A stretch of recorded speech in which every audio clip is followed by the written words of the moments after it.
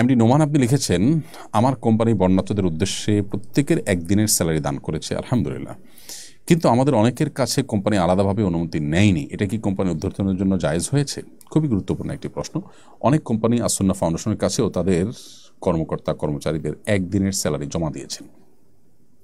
প্রশ্ন হলো, কোম্পানি যদি পুরো তার এমপ্লয়ীদের একদিনের স্যালারি জমা দিতে চান তাহলে সেক্ষেত্রে তাদের পারমিশন নিতে হবে কিনা? উত্তর হলো অবশ্যই নিতে হবে, যেহেতু এটা শ্রমিক এবং যারা অফিসার আছেন, কোম্পানির যারা এমপ্লয়ি আছেন, তাদের অধিকার, তাদের বেতন, অতএব তাদের পারমিশন ছাড়া এটা কোম্পানি দান করতে পারেন না। কোম্পানি যদি একটি ঘোষণা দিয়ে দেন যে আজ আমরা একদিনে বেতন সবার কাছ থেকে কেটে নিলাম, এটা অমুক জায়গায় দান করে দিলাম, তো এই ঘোষণা কিন্তু এই দান বৈধ হওয়ার জন্য, শরীয়ী দৃষ্টিকোণ থেকে বৈধ হওয়ার জন্য যথেষ্ট নয়, বরং সবার অনুমোদন লাগবে।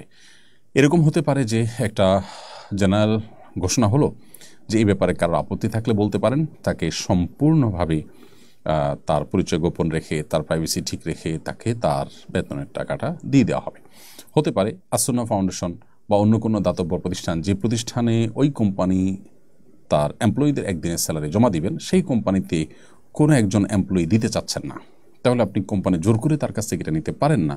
এই রাস্তা অবশ্যই রাখা উচিত যে যদি কোনো এমপ্লয়ি কোনো প্রকার আপত্তি জানান তাহলে তার স্যালারিটা কাটা যাবে না, বরং তার স্যালারিটা ঠিক থাকবে এবং এটার জন্য তাই কোনো হ্যারাসমেন্ট করা যাবে না, সিন ক্রিয়েট করে তার কাছ থেকে আদায় করা যাবে না।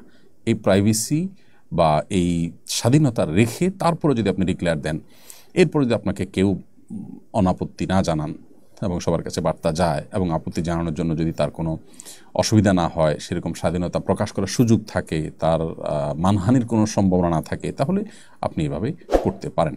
তা না হলে জাস্ট একটা ঘোষণা দিলেন, নির্বাহী একটা আদেশ দিয়ে আপনি একদিনের স্যালারি কেটে ফেললেন, এটা কিন্তু জায়েজ হবে না। খুবই গুরুত্বপূর্ণ একটি প্রশ্ন, কারণ নবী করিম সাল্লাল্লাহু আলাইহি ওয়াসাল্লাম পরিষ্কারভাবে বলেছেন, লা ইয়াহিল্লু মালু ইমরিইন মুসলিমিন ইল্লা বিতিয়্যিবি নাফসি, কোনো মুসলমানের সম্পদ তার মনের সন্তোষ ছাড়া, সম্পূর্ণ সন্তুষ্টি ছাড়া আসলে আপনি কোনো জায়গায় ব্যয় করতে পারবেন না, এটা জায়েজ হবে না।